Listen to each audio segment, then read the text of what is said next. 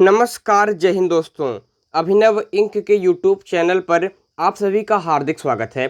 चलिए दोस्तों, फटाफट से देख लेते हैं एसएससी सीएचएसएल 30 मई 2022 फर्स्ट शिफ्ट में पूछे गए सभी 100% रियल क्वेश्चनों के एग्जैक्ट आंसर को। ऐसे ही सभी शिफ्टों के शानदार एनालिसिस के लिए हमारे चैनल को अवश्य ही सब्सक्राइब करें। तो यहाँ पर दोस्तों पहला क्वेश्चन पूछा गया है कि वन मोर ओवर पुस्तक के लेखक कौन है। तो भाई देख लीजिए, बुक एंड ऑथर से क्वेश्चन आ गया वन मोर ओवर, तो सही उत्तर हो जाएगा E.M. प्रसन्ना की ये पुस्तक है। नेक्स्ट क्वेश्चन था कि तारापुर परमाणु संयंत्र कहाँ स्थित है। तो महाराष्ट्र में स्थित है। इसके अलावा दोस्तों नरौरा की बात करते हैं तो उत्तर प्रदेश में स्थित है, और काकरापारा की बात करते हैं काकरापारा, तो ये गुजरात राज्य में स्थित है। इसके अलावा मोस्ट इंपॉर्टेंट है कलपक्कम परमाणु संयंत्र। तो कलपक्कम परमाणु संयंत्र की बात करते हैं तो ये तमिलनाडु राज्य में स्थित है। तो ये आपके चारों परमाणु संयंत्र आप लोग थोड़ा सा ध्यान रखिएगा। यहाँ पर नेक्स्ट क्वेश्चन था कि खान अब्दुल गफ्फार खान को किस वर्ष भारत रत्न से सम्मानित किया गया था। तो 1981 में आपके इन्हें भारत रत्न से सम्मानित किया गया था। दोस्तों 1990 ईस्वी में भारतीय संविधान के जन्मदाता कहे जाने वाले B.R. अम्बेडकर को भारत रत्न से सम्मानित किया गया था। और 2001 ईस्वी में अभी हाल ही में निधन हुआ है लता मंगेशकर को, उनको सम्मानित किया गया था भारत रत्न से। नेक्स्ट क्वेश्चन आया था कि पहले वित्त आयोग के अध्यक्ष कौन थे। आप लोग जानते होंगे पहले वित्त आयोग का गठन हुआ था 1951 में, और इसके अध्यक्ष कौन थे। तो केसी नियोगी थे। वर्तमान में वित्त आयोग के अध्यक्ष कौन हैं, आप लोग कमेंट बॉक्स में बताइएगा। नेक्स्ट क्वेश्चन है कि ललित कला अकादमी की स्थापना कब हुई थी। तो ललित कला अकादमी की स्थापना हुई थी 1954 ईस्वी में। इसके अलावा पेपर में आ जाता है कि नाटक कला अकादमी की स्थापना कब हुई। तो इसकी स्थापना हुई थी 1953 ईस्वी में। दोनों चीज़ें याद रखिएगा। नेक्स्ट क्वेश्चन है कि इजराइल की संसद का नाम है। तो दोस्तों इजराइल की संसद का नाम है नेसेट। क्या है आपके, नेसेट है। इसके अलावा बात करते हैं दोस्तों आपके पीपुल्स असेंबली। तो पीपुल्स असेंबली मिस्र की संसद का नाम है। इसके अलावा दोस्तों बात करते हैं ड्यूक आपके की। तो ड्यूक आपके है रूस की संसद का नाम। डाइट की बात करते हैं तो ये जापान की संसद का नाम है। नेशनल असेंबली ये आपके पाकिस्तान और फ्रांस की संसद का नाम है।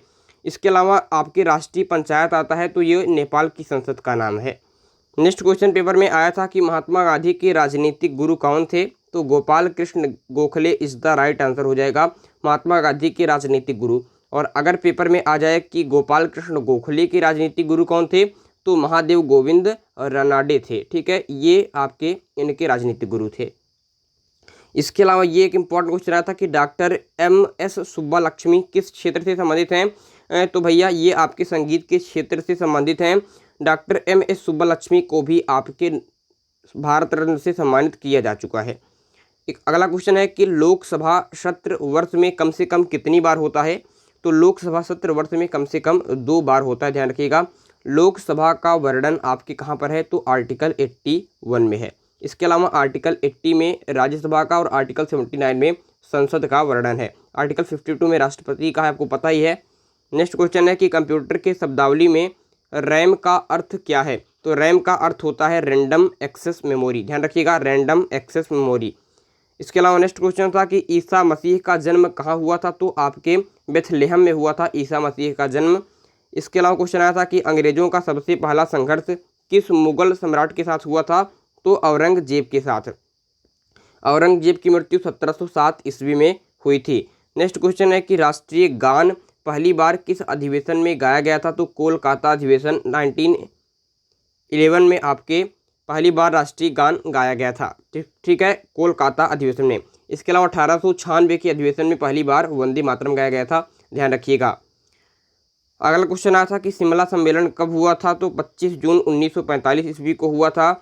अगला क्वेश्चन आया था कि शिवाजी के संरक्षक कौन थे। तो दादाजी कोंडदेव थे। और नेक्स्ट क्वेश्चन आया था कि मराठा साम्राज्य का अंतिम पेशवा कौन था।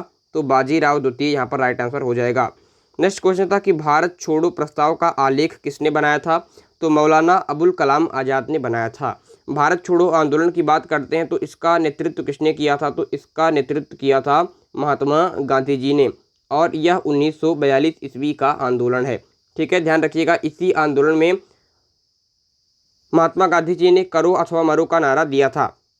महात्मा गांधी की बात करते हैं तो उनके महत्वपूर्ण आंदोलनों में 1917 ईस्वी में चंपारण सत्याग्रह, 1918 में खेड़ा सत्याग्रह, इसके अलावा अहमदाबाद मिल मजदूर आंदोलन जो हुआ था, इसके अलावा 1920 ईस्वी में असहयोग आंदोलन, 1930 ईस्वी में सविनय अवज्ञा आंदोलन, ये कुछ इनके महत्वपूर्ण आंदोलन हैं। इसके अलावा महात्मा गांधी ने केवल एक ही इंडियन नेशनल कांग्रेस के अधिवेशन की अध्यक्षता की थी, जो है बेलगांव अधिवेशन 1924 में।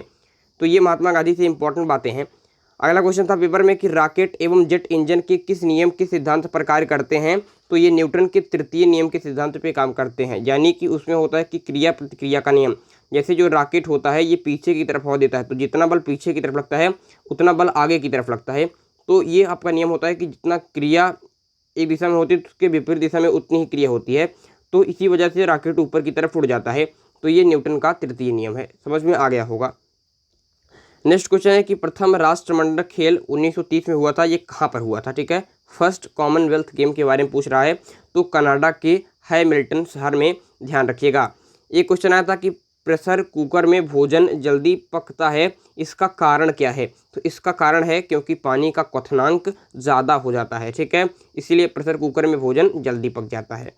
इसके अलावा क्वेश्चन था कि महात्मा गांधी को अर्धनग्न फकीर की संज्ञा किसने दी थी? तो ये संज्ञा दी थी विंस्टन चर्चिल ने।